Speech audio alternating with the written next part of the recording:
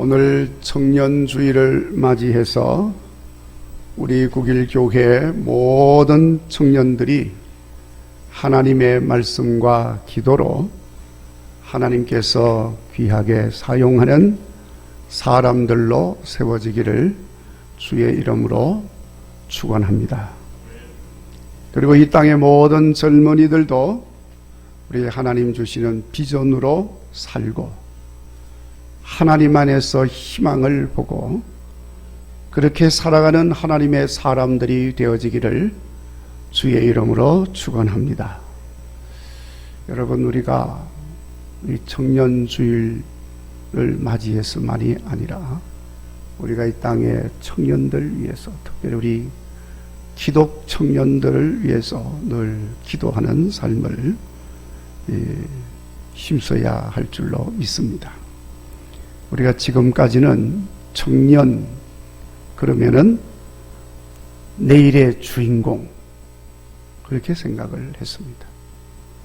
청년 희망의 아이콘입니다. 청년 젊음의 대명사로 그렇게 여겨왔습니다. 그런데 여러분, 언제부터인가 청년 하면 우리가 지금까지 생각해왔던 그런 생각들은 다 사라지고 고령화 시대의 노인 문제와 함께 커다란 사회 문제로 다가와 있습니다. 청년 하면 문제가 많다. 청년 문제, 노인 문제뿐만 아니라 청년 문제.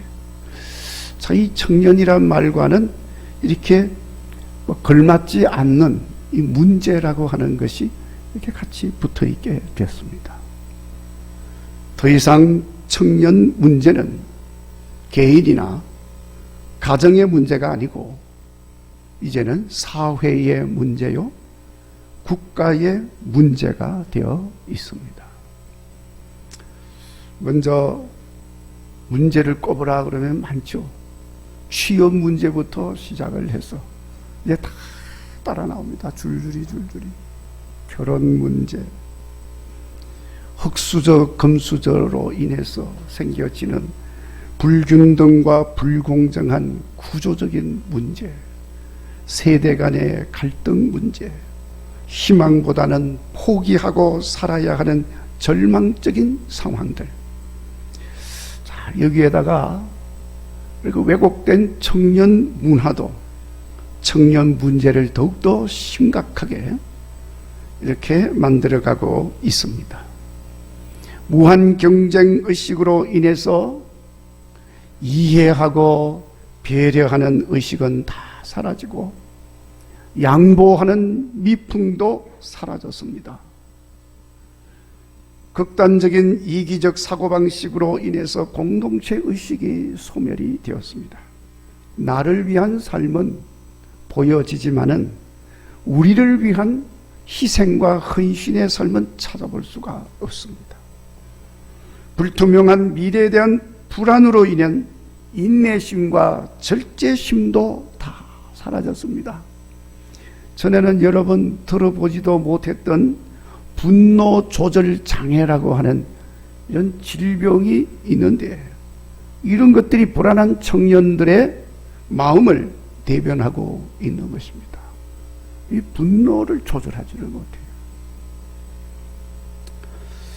물질 만능주의 사조의 팽배로 인해서 영적인 삶이라든지 믿음의 삶이라고 하는 것은 대단히 어려워지게 되어졌습니다. 이것이 지금 우리 청년들이 안고 있는 문제요, 아픔인데, 자, 여러분, 이런 환경 속에서 이런 시대를 살고 있는 청년들을 위해서 우리가 할 수 있는 것이 무엇일까? 우리가 무엇을 해야 되겠습니까?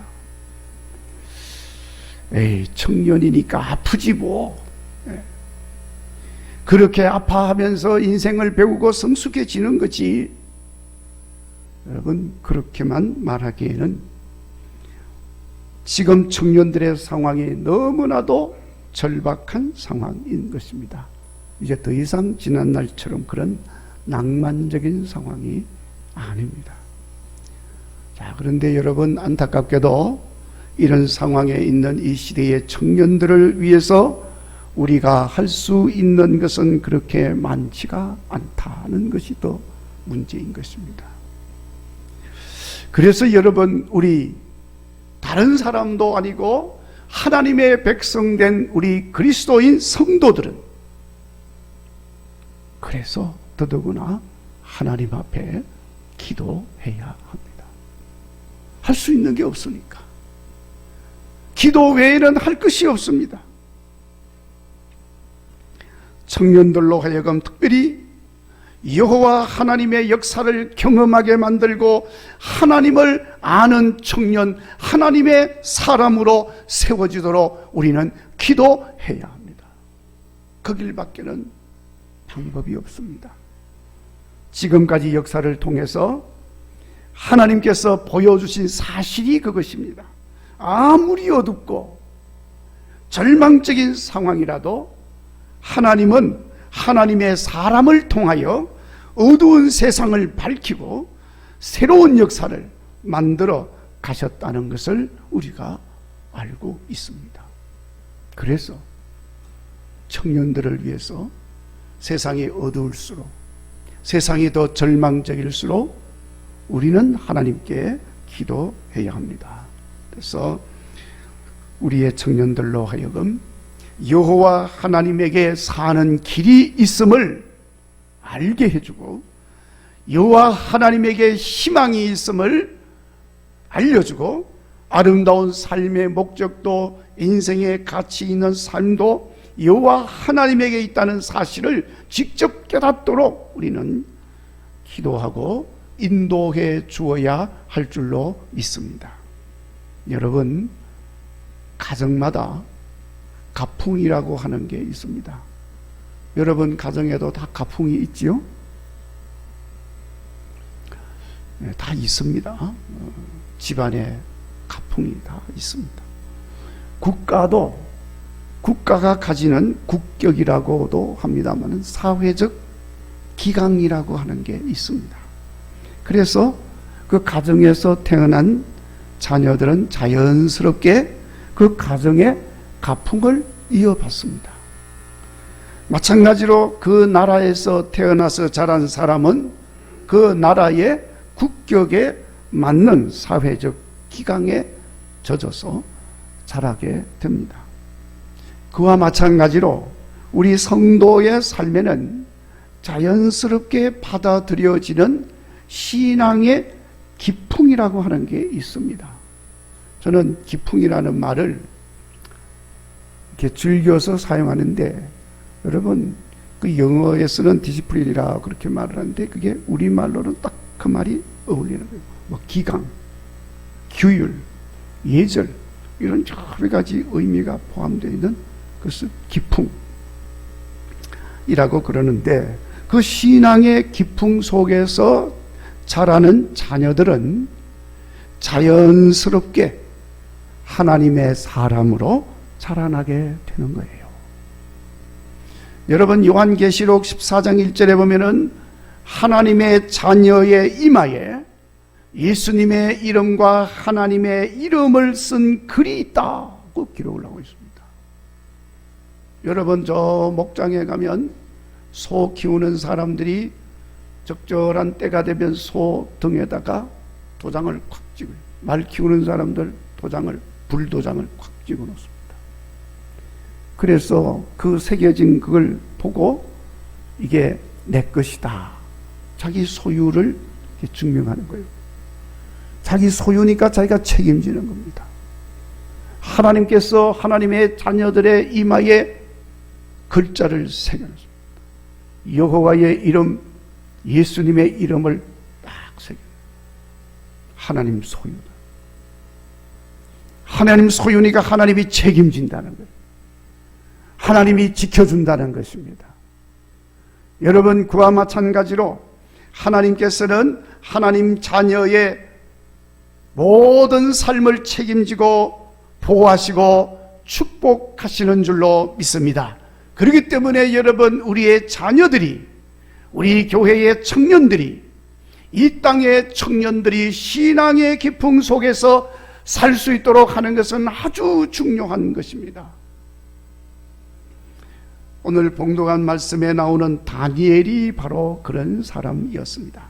비록 나라가 망하고 포로로 끌려가고 가족들은 이리저리 뿔뿔이 다 흩어져서 참으로 암울한 시대를 살았습니다마는, 그러나 다니엘은 여호와 신앙의 기풍 속에서 자라났습니다.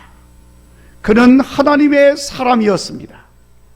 그래서 우상 숭배하는 나라의 포로로 끌려가서 우상 숭배의 문화 속에서 살았지만, 다니엘은 언제나 하나님의 사람으로서의 정체성을 가지고 살았습니다. 오늘 본문의 8절에 보면은 다니엘이 뜻을 정하였다고 했습니다. 무슨 뜻입니까? 왕의 음식과 그가 마시는 포도주로 자기 자신을 더럽히지 아니하리라. 뜻을 정한 것입니다. 더럽히지 않는다는 말은 우상 숭배에서 영적으로 더럽히지 않겠다는 말이기도 하고, 육적으로도 세속적인 것들로 인하여 자기 자신을 세속의 것에 물들이지 않겠다는 것입니다. 다른 말로 하면 자신을 거룩하게 지킨다는 것입니다. 왜냐하면 다니엘은 하나님의 사람이었기 때문입니다. 하나님의 사람이라고 하는 그 정체성이 분명했기 때문에 그렇게 뜻을 정한 것입니다. 여러분, 우리는 하나님의 백성입니다. 당연히 거룩한 백성이 되어야 하겠죠. 하나님이 거룩하니까. 그러니까 자기 자신을 깨끗하게 구별하여서 살아야 합니다. 또 그렇게 살면 하나님은 언제든지 기쁨으로 그 사람을 사용하여 주시는 줄로 믿습니다. 그래서 우리 하나님은 새벽 이슬 같은 청년들을 부르시고 그들을 사용하시는 하나님이시라고 노래하고 있는 것입니다. 여러분, 이 땅의 청년들과 우리의 청년들이 여호와 신앙의 기풍 속에서 이렇게 다니엘처럼 분명한 하나님의 사람으로서의 정체성을 가지고 살도록 기도하시고 뜻을 정하고 그렇게 살아갈 수 있도록 힘쓰시는 성도들이 되시기를 간절히 바랍니다. 여러분, 다니엘이 뜻을 정하여 하나님의 사람으로서의 거룩한 삶을 삶으로써 그는 왕 앞에 인정받기보다는 하나님 앞에 인정받는 것을 더 좋아했습니다. 하나님을 왕보다도 더 우선으로 섬겼던 것입니다. 왕의 말보다는 하나님의 말씀을 우선으로 했습니다. 여러분, 왕의 음식을 먹지 않는다는 것은 왕의 명령을 거부하는 것이고, 왕의 명령을 거부하는 것은 죽음인 것입니다. 그런데 여러분, 다니엘은 하나님의 사람으로 살기를 주저하지 않았습니다. 더럽게 사느니 거룩함을 지키다가 죽는 길을 택한 것입니다. 그랬더니 이런 다니엘을 하나님이 인정해 주신 것입니다. 그리고 하나님이 책임져 주셨습니다. 하나님이 보호하여 주시고 인도하여 주셨습니다. 은혜도 베풀어 주셨습니다. 긍휼도 있게 해 주셨습니다. 모든 사람들보다 더 아름답고 윤택하게 만들어 주셨습니다. 학문과 재주와 명철도 어떤 사람보다도 뛰어나게 만들어 주셨습니다. 할렐루야. 바벨론 전국에 다니엘보다 더 명철이 있는 사람은 없었다고 했습니다. 누가 그렇게 했습니까? 하나님이 왜 그렇게 했습니까? 하나님의 사람으로 뜻을 정하고 살았으니까 하나님께서 인정해 주신 것입니다. 바벨론의 느부갓네살 왕도 그 다니엘을 보고 여호와 하나님을 인정하고 하나님을 찬양하게 만들었던 것입니다. 여러분, 제가 5월 달에 들었으면서 계속 우리는 하나님의 백성으로서 하나님 중심의 기독교 세계관과 그 기독교 가치관을 가지고 사는 사람이라고 하는 것을 말씀을 드리고 있습니다. 여러분, 우리가 사는 세상은 어차피 이 두 세계관이 상존하고 있는 세상입니다. 이 땅의 세상이니까. 하나님 나라에서는 어림도 없는 이야기지만 이 땅이니까. 인간 중심의 인본주의적 세계관과 하나님을 중심으로 하는 기독교 세계관이 항상 상존하고 있습니다. 어떻게 살든지 이 땅의 세상을 사는 데는 상관이 없어요. 그러나 인간 중심의 인본주의적 세계관의 마지막은 멸망입니다. 모든 쌓아 올린 것은 헛된 것입니다. 그렇지만 하나님 중심의 기독교 세계관은 인간의 미래를 복되게 만들어 주십니다. 아멘. 건강하고 아름다운 세상을 만들어가게 합니다. 헛되지 않은 삶을 살게 만들어 주는 것입니다. 이 하나님 중심의 기독교 세계관이라고 해서 그렇게 중요한 것입니다. 하나님은 특별히 우리를 기독교 세계관으로 살도록 택하시고 불러주셨습니다. 그 불러주심도 큰 은혜 중에 은혜인 줄로 믿습니다. 그러니까 여러분, 우리 자신들은 물론이고 우리 자녀들, 우리의 젊은이들이 마땅히 기독교 세계관으로 살도록 인도해 주어야 하는 것입니다. 여러분, 하나님의 사람이 세상의 가치관인 인본주의 세계관으로 살면 어떻게 될까요? 망하는 겁니다. 망해도 보통 망하는 게 아닙니다. 이것도 아니고 저것도 아니고 이것도 아니고 저것도 아니면 뭡니까? 아무것도 아니죠. 아무것도 아닌 것입니다. 차든지 덥든지 해야지 미지근하면 토하여 내치게 된다 그랬습니다. 하나님 백성으로 부름 받았으니까 우리 다니엘처럼 확실하게 하나님 중심의 기독교 세계관으로 살아야 하는 것입니다. 그 사람을 하나님이 기뻐하시고 존귀한 일에 사용을 하시는 줄 믿습니다. 다니엘이 그렇게 된 사람입니다. 자, 여러분, 우리의 자녀들이, 우리 교회 청년들과 이 땅의 청년들이 다니엘처럼 이렇게 하나님 중심의 기독교 세계관을 가진 하나님 사람으로 자라고 그렇게 살도록 기도하는 우리 성도들이 되시기를 간절히 바랍니다. 여러분, 하나님의 사람으로 사는 중요하고도 우선되는 것은 기도하는 거지요. 기도입니다. 기도 외에는 다른 방법이 없습니다. 그러니까 우리 청년들이 하나님의 사람으로 살도록 하기 위해서 직접 하나님 앞에 나가서 기도하는 삶을 살도록 해야 하는 것입니다. 그렇게 하기 위해서는 역시 먼저 부모된 자들이, 우리 어른들이, 우리 그리스도인들이 청년들과 자녀들을 위하여 하나님 앞에 나가서 기도하며 축복하는 삶을 보여주어야 하는 것입니다. 아무리 자식이 속을 썩여도 힘들게 하는 자식이라도 축복하면서 기도하는 것 중단하지 말아야 합니다.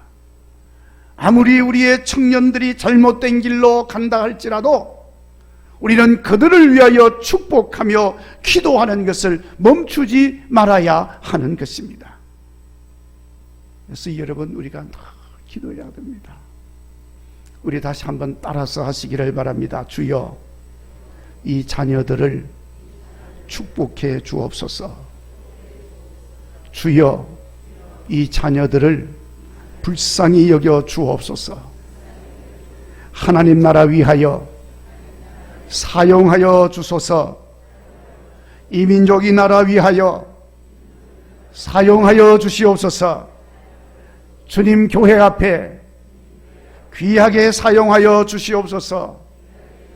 주여 이 땅의 청년들을 축복하여 주시옵소서.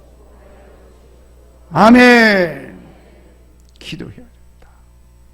예수님 이름으로 이렇게 기도하셔야 됩니다. 자, 여러분, 우리가 이렇게 기도하는 것은 결코 헛되지 않을 줄로 믿습니다. 특별히 자식을 위하여 부모가 간절히 기도하면 우리 하나님 반드시 들으시고 축복하며 응답하여 주시는 줄로 믿습니다. 기도하는 우리의 모습을 보고 그들도 하나님께 엎드려 기도하기 때문에 그런 줄로 믿습니다. 기도하게 해야 되는 거예요. 여러분, 미국의 빈민촌에 아버지를 일찍이 여의고 어머니와 함께 사는 가난한 소년이 있었습니다. 그래서 이 어머니와 이 소년은 그날 어머니가 하루 일당 벌어서 온 것으로 먹고 사는 마치 하루살이와 같은 삶을 살고 있었습니다. 그런데 어머니는 비록 가난하게 살았지만은 믿음이 있었습니다. 그래서 저녁에 잠들기 전에는 꼭 어린 아들 손 붙들고 하나님 앞에 간절히 기도를 드렸습니다. 하나님, 이 아들이 나라의 일꾼이 되도록 축복하여 주시옵소서. 그 아들을 손 붙들고 간절히 기도하는 거예요. 할 게 그것밖에 없으니까. 하나님, 이 아들에게 복을 내려 주옵소서. 하루도 빠짐없이 매일 저녁마다 그렇게 아들 손 붙들고 기도를 드립니다. 그렇게 하고는 이제 잠자리에 드는데 하루 종일 힘든 노동일을 하기 때문에 그저 몸이 안 아픈 데가 없습니다. 근데 잠을 잘 때도 이 어머니는 꿍꿍 앓는 소리를 하면서 잠을 잡니다. 그러니까 아들이 어머니가 꿍꿍 앓는 신음소리 때문에 잠에서 깨어나요. 그러면은 이 아들이 잠자고 있는 어머니 손을 붙들고 아들이 기도를 하는 겁니다. 하나님, 우리 어머니 기도가 헛되지 않도록 나를 도와 주옵소서. 돈도 많이 벌어서 어머니가 하나님 앞에 헌금도 많이 하게 해 주십시오. 저에게 큰 사업가가 되게 해 축복해 주십시오. 그러면서 아들이 어머니 손 붙들고 하나님께 기도를 하는 거예요. 야베스처럼 뭐 그렇게 기도를 한 겁니다. 아이가 좀 자라났는데 학교에 계속 다니기는 해야 되는데 학교 다닐 형편이 못 됩니다. 그래서 이 아이도 어머니를 좀 돕기 위해서 동네 사진관에 취직을 하게 됩니다. 동네 사진관에 무슨 사환처럼 취직을 해서 허드렛 일을 하고 있는데 그 사진관 주인이 보니까 너무나도 성실하게 일을 합니다. 그러니까 저 아이에게 내가 이 사진 기술을 가르쳐 줘야 되겠다, 이렇게 생각을 하고 사진 기술을 가르쳐 주기 시작한 거예요. 그래서 이 아이가 거기서 사진 기술을 배웠습니다. 그리고 여러 해 동안 그 사진관에서 일을 하면서 사진도 찍고 이렇게 하는데 소문이 나기 시작했어. 야, 그 사진관에 가면 그 소년이 참 사진을 찍는 기술이 좋더라, 또 참 친절하더라, 뭐 이런 좋은 소문이 났습니다. 그래서 여러 해 후에 이제 자기가 혼자서 할 수 있겠다는 생각이 들어서 주인의 허락을 받고 점포를 하나 냈습니다. 사진관 점포를 좀 멀리 떨어진 곳에 거기서 사진관을 차려가지고 운영을 하면서 기도를 하는 가운데 끊임없이 사진에 대한 연구를 게을리하지 않았습니다. 그러면서 이렇게 사진 찍으러 가면은 멀리 가서 사진 찍어야 되잖아요. 출장 사진 같은 것도 있잖아요. 그러니까 뭐 기계 다 들고 갈 일이 보통 번거로운 게 아닙니다. 그래서 간편하게 찍을 수 있는 게 뭐 없을까? 그래서 생각한 것이 휴대용 필름을 만들어냈어. 그리고 그 필름을 끼워서 쓸 수 있는 휴대용 카메라도, 여러분 카메라라고 하는 것은 이 작동 원리가 아주 간단한 것입니다. 그래서 그걸 만들었습니다. 그래서 그걸 들고 다니면서 사진을 찍는 거예요. 자, 그러니까 이게 말이죠, 뜻밖에도 대박이 터졌습니다. 너도 나도 휴대할 수 있게 만들어 놓은 필름이고 사진기니까 너도 나도 그거 찾는 거예요.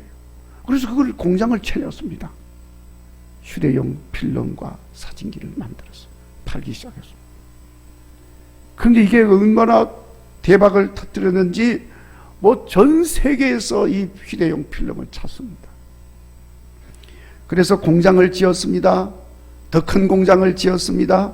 전 세계에서 그걸 달라고 막 수주가 들어오니까 밤낮으로 공장을 지어서 돌려도 수요를 따라가지를 못합니다. 전 세계에서 주문이 물밀듯이 들어옵니다. 공장의 주가가 치솟기 시작을 했습니다. 드디어 이 사람이 미국에서 갑부의 반열에, 재벌의 반열에 들어가게 된 것입니다. 휴대용 카메라, 필름, 의료용 필름 하면은 필름의 대명사처럼 불리게 되었는데 그게 바로 코닥 필름이에요. 코닥. 요즘은 디지털이 나와가지고 이제는 조금 그렇습니다만은, 근데 그 코닥 필름을 만들어서 큰 부자가 됐습니다. 이름이 조지 이스트만이라는 사람입니다. 자, 이스트만의 어머니는 어렵고 힘든 형편에서도 낙심하지 않고 믿음으로 아들을 위해서 기도를 했습니다. 그러니까 그 아들 이스트만도 어머니의 기도를 본받아서 하나님 앞에 기도하는 삶을 살았습니다. 그리고 그 결과는 실로 놀라운 응답의 역사로 나타나게 된 것입니다. 그러니까 여러분, 우리가 자녀들과 이 땅의 청년들을 위해서 기도하는 일에 인색해서는 안 된다는 거예요. 여러분, 이 기도하는 것은요, 아무리 많이 해도 부족한 것입니다. 또 그리고 아무리 많이 하면 많이 할수록 좋은 것입니다. 그런데 안타까운 것은 사람들이 기도하기를 주저하고 부모들이 기도하는데 인색하다는 것이 안타까운 것입니다. 모든 것을 아낌없이 다 내주고 더 힘들고 어려운 일이라도 천리길마다 하지 않고 가서 하면서 그런 일에 비하면 훨씬 쉽고 경제적이고 효율적임에도 불구하고 기도는 하지 않는다. 얼마나 안타까운 일입니까? 기도해도 응답이 안 되는데요. 기도해 봐야 뭐가 나옵니까? 그러면서 기도를 안 하는 거예요. 자, 여러분, 속으면 안 됩니다. 가만히 생각해 보세요. 우리가 뭐가 되어서 살고 있습니까? 우리가 뭐가 된다고 여기저기 쫓아다니면서 이 일 저 일 하고 있습니까? 하루 종일 새벽부터 밤늦게까지 쫓아다니고 일을 해도 헛수고만 하고 돌아올 때가 얼마나 많습니까?